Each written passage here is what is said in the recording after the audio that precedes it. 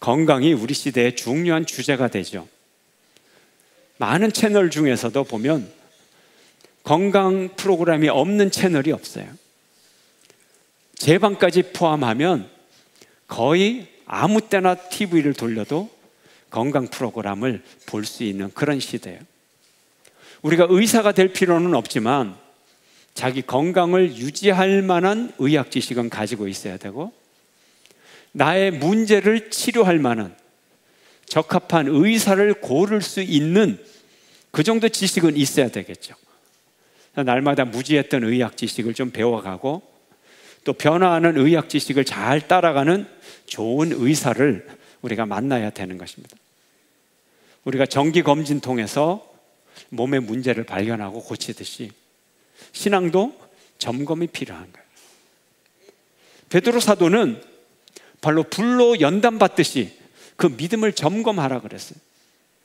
우리가 학교 다닐 때도 월말고사, 중간고사, 기말고사, 입학고사, 졸업고사, 입학고사 점검해 갈 때 우리 지식이 올바라지듯이 사도 베드로는 이런 말을 했습니다. 함께 읽습니다. 함께 시작. 그러므로 너희가 이제 여러 가지 시험으로 말미암아 잠깐 근심하게 되지 않을 수 없으나 오히려 크게 기뻐하는도다. 너희 믿음의 확신함은 불로 연단하여도 없어질 금보다 더 귀하여 예수 그리스도께서 나타나실 때에 칭찬과 영광과 좋은 귀를 얻게 할 것이니라. 우리가 시험을 받으면 두려워요. 시험은 모든 학생이 힘듭니다. 1등, 우등생도 시험은 힘들어요. 긴장돼요. 그러나 시험에 유익함이 있어요. 우리의 믿음을 올바르게 고치는 거예요.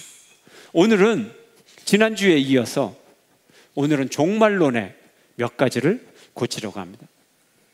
종말론을 다 얘기할 수 없지만 오늘 이 말씀을 여러분이 들으면 말씀 안 드린 것도 이래서 문제구나, 잘못된 종말론을 고칠 수 있을 것입니다. 먼저 14만 4천이라고 하는 숫자입니다. 문자주의적으로 요한계시록을 해석하면 큰 문제를 야기합니다. 특별히 요한계시록에서 문자적인 해석은 문제가 많아요. 왜냐하면 이건 역사서가 아니거든요. 시간을 초월한 미래 되어질 일이거든요. 미래 되어질 일이라 그래서 미래에 이런 시간 순서로 이루어진다, 그런 게 아니에요. 여러분이 꿈을 꾸면 꿈꾼 대로 그대로 다 됩니까? 꿈을 기억하지도 못하죠, 사실은. 꿈꿔도 이게 뒤죽박죽이에요. 현대 소설에서 시간이 막 왔다 갔다 하듯이. 그리고 이것은 상징적인 거예요. 그대로 그 사건이 일어난다는 게 아니에요. 심지어 이거는요, 세상의 점쟁이들도 이걸 알아요. 그래서 꿈 해몽을 하잖아요. 점쟁이들이 그걸 그대로 해석을 하던가요? 그대로 해석을 하면 그 해몽이 틀린 게 당장 드러나거든요. 성경이 그래요. 성경이 당장 잘못된 게 드러나는데도 성경의 잘못 해석을 하는 사람들은 고집이 얼마나 센지 그게 맞다는 게 끝까지 무조건 믿으라는 거예요. 이걸 우리가 좀 고쳐야 되는 거예요. 요한계시록 7장과 14장에 보면 하나님이 계시는 하늘 보좌를 둘러싸고 이제 14만 4천 명의 사람들이 경배하고 찬양하는 그런 장면이 나와요. 이 사람들이 누군가, 그리고 14만 4천이 어떤 의미인가, 오늘 본문을 함께 보겠어요. 1절 함께 시작. 또 내가 보니 보라, 어린 양이 시온산에 섰고 그와 함께 14만 4천이 서 있는데 그들의 이마에는 어린 양의 이름과 그 아버지의 이름을 쓴 것이 있더라. 하나님을 둘러서서 하늘에 웅장한 찬양과 예배를 드리는 이 14만 4천 명이 누구냐? 이 14만 4천 명은 단순히 유다 지파나 유대인 성도만을 가리키는 것이 아니라 구속받은, 구원받은 모든 성도들을 가리킵니다. 이들은 이마에 하나님 아버지와 어린 양의 그 이름이 쓰여져 있다 그랬어요. 도장을 받은 거예요. 하나님의 인을 받은 거예요. 세상 사람들은 세상에서 사탄의 도장을 받습니다. 사탄의 도장을 받는다는 건 뭐예요? 사탄의 소유가 됐고 사탄을 따라간다는 거죠. 사탄의 추종자가 된 거죠. 하나님의 인을 받았다. 하나님의 소유권자예요. 이제 하나님의 이름으로 등기가 돼 있어서 아무도 건드릴 수 없는 자들이에요. 이들은 하나님을 따라가는 백성들입니다. 이들이 천국에서 천상의 환상적인 예배를 드려요. 그럼 14만 4천은 뭐냐? 이거를 그야말로 아라비아 숫자 그대로 이해하면 안 됩니다. 이단은 14만 4천이 숫자로 제한되어 있기 때문에 빨리 충성을 해서 14만 4천 안에 들어오라고 얘기합니다. 그래서 자기 신자들을 넘버링을 합니다. 자기가 넘버 1이고 그리고 넘버 2 쭉 나가서 당신은 52,500번, 그리고 당신의 남편은 52,501번째, 당신 아들은 52,502번째. 그래서 쭉 넘버링을 해가지고 자기 교파 사람들을, 자기 종교, 사이비 종교 사람들을 14만 4천 명을 어떻게 하면 빨리 끌어모을까? 이렇게 하는 거예요. 숫자대로 위기의식을 조장해요. 그러나 이 숫자는 상징적인 의미가 있는 거예요. 14만 4천은 뭐예요? 12 곱하기 12. 앞에 12는 구약의 12지파, 뒤에 12는 신약시대 사도들, 12, 12. 신약과 구약의 모든 구원받은 자들, 그런 의미를 갖고 있죠. 곱하기 1000, 10 곱하기 10 곱하기 10이에요. 10의 3승이에요. 열은 뭐를 뜻하죠? 10이라는 숫자는 완전수예요. 가득 찬 수예요. 근데 이 완전한 가득 찬 수를 3번이나 곱했으니 3이라는 숫자도 또 완전수 아니에요. 3번을 곱했으니 이 숫자가 얼마나 충만하겠어요? 얼마나 많은 숫자겠어요? 그래서 구약과 신약에 하나님의 구원받은 백성들은 꽉 찬 숫자다. 꽉 찼다면 뭐예요? 모든 구원받은 자다. 이런 의미를 갖고 있는 거예요. 그래서 정통교회는 14만 4천 명을 유대인과 이방인들로 구성된 완전한 모든 구원받은 교회다. 모든 하나님의 백성의 총수다. 이런 의미를 갖고 있어요. 하늘과 땅, 전 우주에 구약과 신약 모든 전 역사를 총망라해서 구원받은 모든 백성이다. 이런 의미를 갖고 있어요. 다시 정리하면 14만 4천은 하나님이 선택하셔서 완전한 하나님 나라 백성들의 모든 총수를 말하는 거예요. 그래서 이것은 하나님의 구원의 충만함, 구원의 완전성, 그걸 의미하는 거예요. 그래서 그 숫자가 굉장히 많은 숫자예요. 그런데 무한대의 숫자는 아니에요. 제한이 있어요. 제가 이름을 이렇게 붙여봤어요. 14만 4천은 무제한적 제한의 숫자다. 무제한적 제한적인 숫자다. 이게 뭐냐 도대체? 무제한이다. 왜 무제한이냐? 누구든지 예수를 믿으면 다 구원받는다. 누구든지 예수 믿으면 영생을 얻으리라. 맞잖아요. 숫자에 제한이 없어요. 누구든지 예수만 믿으면 구원받아요. 제한이 없어요. 근데 또 제한이 있어요. 왜요? 예수를 믿으면. 예수를 안 믿는 사람까지 다 구원받는 게 아니에요. 예수를 믿어야 구원받아요. 자격의 제한이 있어요. 그래서 예수를 믿는 이 자격을 갖춘 모든 사람은 숫자에 제한 없이 구원을 받는 거죠. 그런데 무슨 14만 4천이에요. 우리가 봐도 더 많을 수밖에 없죠. 그러므로 이 구원의 완전성은 하나님의 인치심을 보증한다는 뜻이에요. 하나님이 구원하기로 작정하여서 하나님이 도장을 땅 찍으면 그 사람은 반드시 구원을 받는다. 하나님이 우리를 사랑하셔서 독생자 보내주시고 우리가 예수를 믿어 하나님의 도장을 받기만 하면 우리는 반드시 구원받는다. 아멘.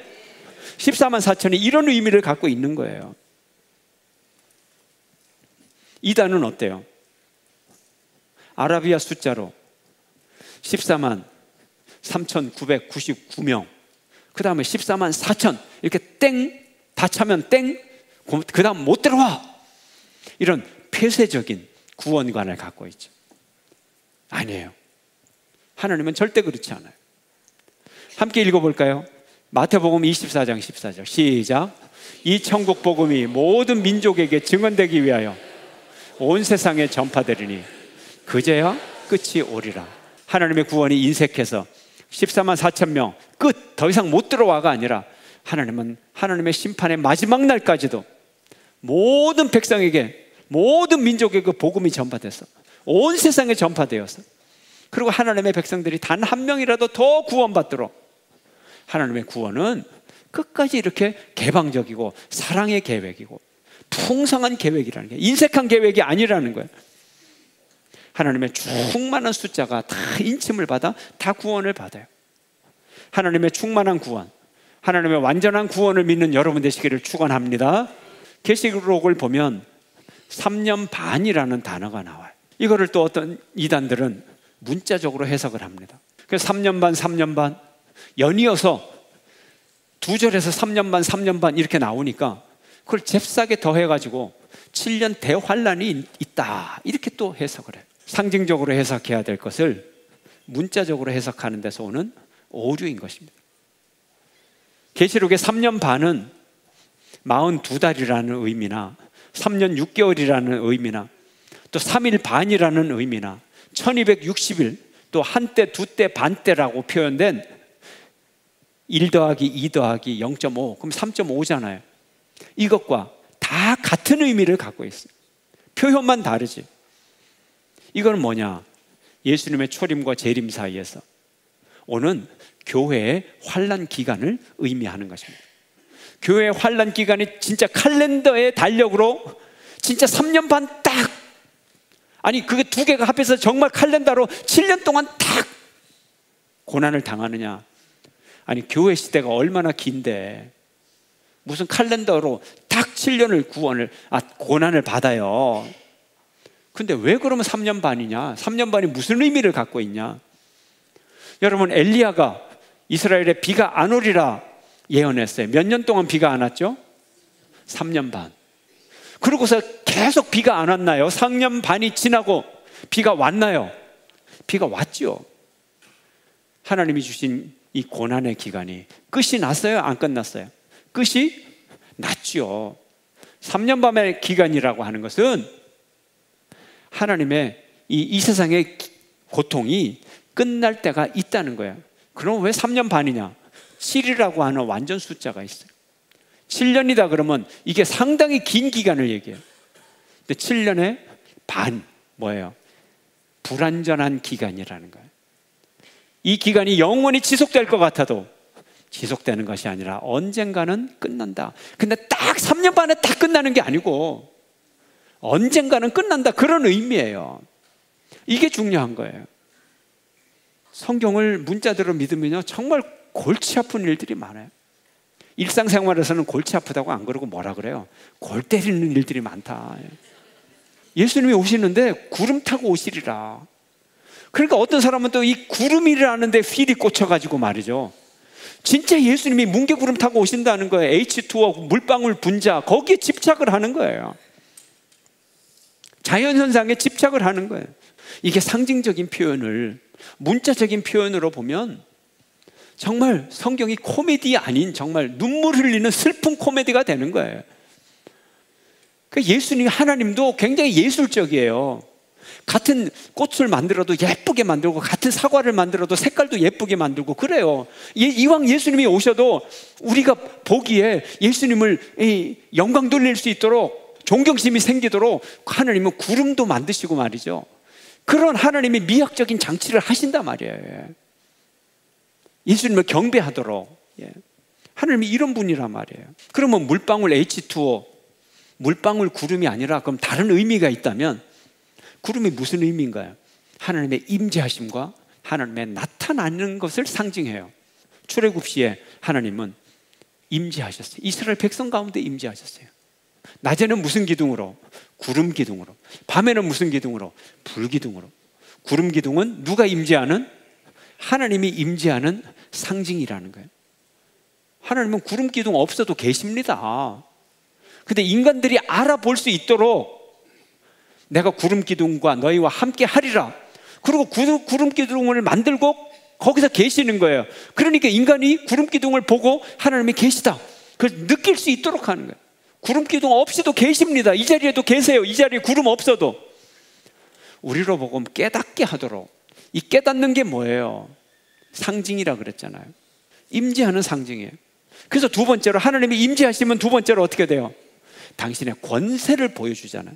구름은 예수님의 큰 능력과 영광, 예수님의 권세를 나타내는 거예요. 구름 타고 오신다는 의미는 예수님이 승리자의 모습으로, 영광스러운 모습으로 오신다는 거예요. 베들레헴의 어린 아기로 오신 예수님은 낮은 자의 모습으로 오셨어요. 그러나 이제 다시 오실 예수님은 하늘에 구름을 타고 오셔서 당신의 영광을 보여주는 거예요.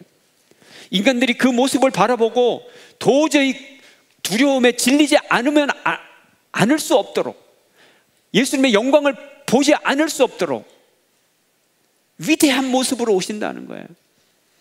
다니엘서에도 구름 타고 오시는데 한번 보겠어요. 다니엘서 7장 함께 시작. 내가 또 밤 환상 중에 보니 인자 같은 이가 하늘 구름을 타고 와서 옛적부터 항상 계신 이에게 나아가 그 앞에 인도되매. 인자 같은 이 예수님이에요.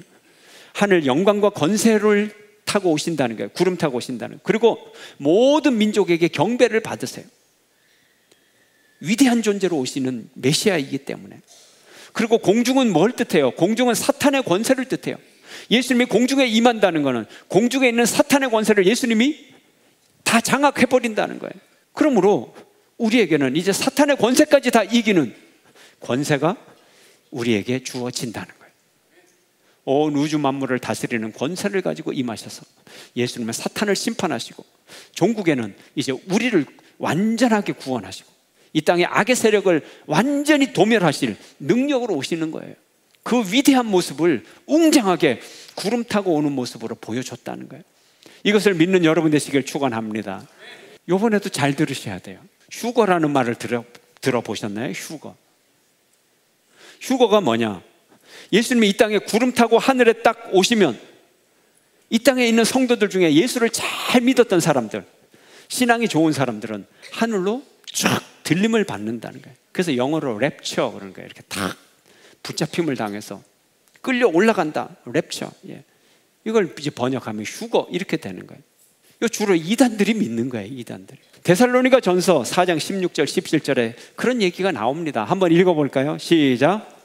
주께서 호령과 천사장의 소리와 하나님의 나팔 소리로 친히 하늘로부터 강림하시리니 그리스도 안에서 죽은 자들이 먼저 일어나고 그 후에 우리 살아남은 자들도 그들과 함께 구름 속으로 끌어올려 공중에서 주를 영접하게 하시리니 그리하여 우리가 항상 주와 함께 있으리라. 아멘.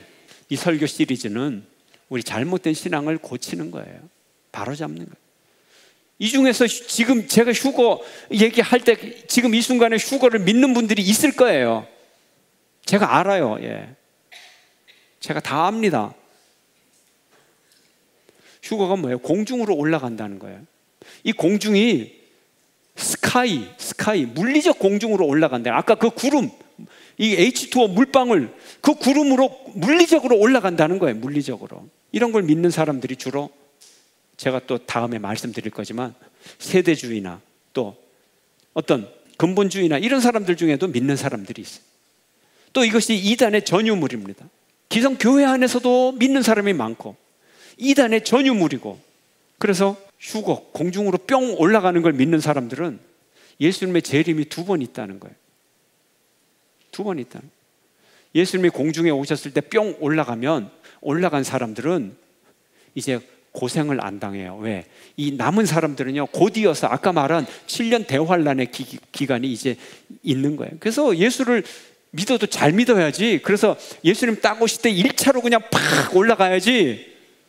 거기에 못 올라가면요 이 세상에 남아가지고 지질이 더 고생을 하는 거예요. 지질이 더. 그래서 예수 잘 믿으라는 거예요. 한면으로는 뭐 예수 잘 믿으라고 하는 거니까 뭐 나쁠 건 없는데 그래도 이게 성경 해석을 제대로 해야 말이죠. 그래서 휴거에 1차로 휴거 뿅 올라가야 되는데 남아있는 사람들이 지지리도 고생을 한다는 거예요. 그리고 나중에 예수님이 다시 지상 재림을 한다는 거예요. 재림이 두 번이라는 거예요. 그런 식으로 따지면요 성경에 예수님 재림한다는 거 많아요. 예수님 한 50번 와야 돼요. 그걸 문자대로 다 믿으면. 정통교회는 이 휴거 안 믿습니다. 왜? 성경 바라보는 눈이 다르기 때문에. 무슨 물리적 공간으로 뿅 올라갑니까? 휴거, 정통교회 없습니다. 정통신학에. 예수님의 2차례 재림, 공중재림, 지상재림 없습니다. 그런 게 어디 있어요? 예수님 오시면 종말이지. 초시간적인 거예요. 초시간적인 거예요. 이제 이단하고 성경 공부하면 이제 금방 여러분들이 드러날 거예요. 그 다음에 이 땅에서는 7년 대환란 이런 거 없어요. 그러니까 반대로 휴거된 사람들 대환란에서 면제된다 이것도 없어요. 뭐 면제될 것도 없죠. 그런 게 아니라는 거예요. 그런 공중의 뜻이 뭐예요? 아까 구름의 뜻을 한번 생각을 해보세요. 공중으로 올라간다는 게, 공중에서 온다는 게 뭐예요? 예수님이 하나님 보좌 우편에 계시다가 오신다는 거죠. 초월적인 공간에서, 신적인 공간에서 오시는 거예요. 그럼 반대로 이 땅의 성도들이 하늘로 간다는 건 뭐예요? 물리적 공간으로 단순히 올라간다는 거예요? 아니죠. 뭐예요? 하나님의 무슨 공간? 초월적인 공간. 하늘이라고 하는 건, 공중이라고 하는 건 초월적인 공간으로 간다는 거예요.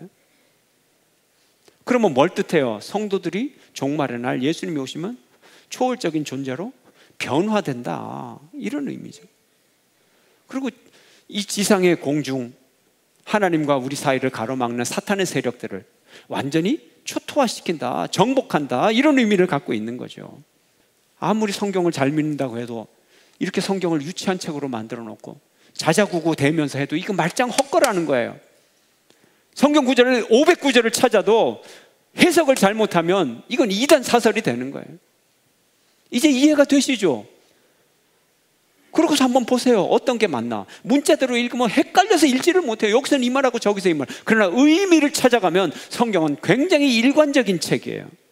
건강한 신학은 성경을 원어와 문맥, 이걸 잘 고려해서 그거를 문자적으로 보는 것은 진짜 문자적으로 보고, 역사서 같은 것. 그러나 상징적으로 보는 것은 또 상징적으로 볼 수 있어야 되고, 다양한 눈을 갖고 건강한 시각이 있어야 되고, 또 성령님의 조명을 받아서 영적인 의미를 또 우리가 발견할 수 있어야 되는 거예요. 예수님이나 바울이 사람들이 쉽게 알아들을 수 있도록 구름 타고 오신다고 이렇게 말한 거예요. 왜요? 사람들은 초월 세계를 모르잖아요. 종말의 세계를 알 수가 없잖아요. 죽고 나서 다시 살아온 사람 단 한 명도 없어요. 종말의 세계를 정말 이해하고 다시 오는 사람 단 한 명도 없어요. 요한계시록의 저자 요한조차도 살아있는 상태에서 꿈꾼 거예요. 종말론 잘못 믿다가 사이비 교주 믿게 되고 구원의 진리를 도둑질 당하는 거예요. 실제로 종말이 오면 우리가 할 수 있는 일이 없어요. 우리가 할 수 있는 일이 뭐가 있습니까? 모든 종말은 하나님의 손 안에 있어요. 모든 종말은 하나님의 날이고 하나님의 심판의 날입니다.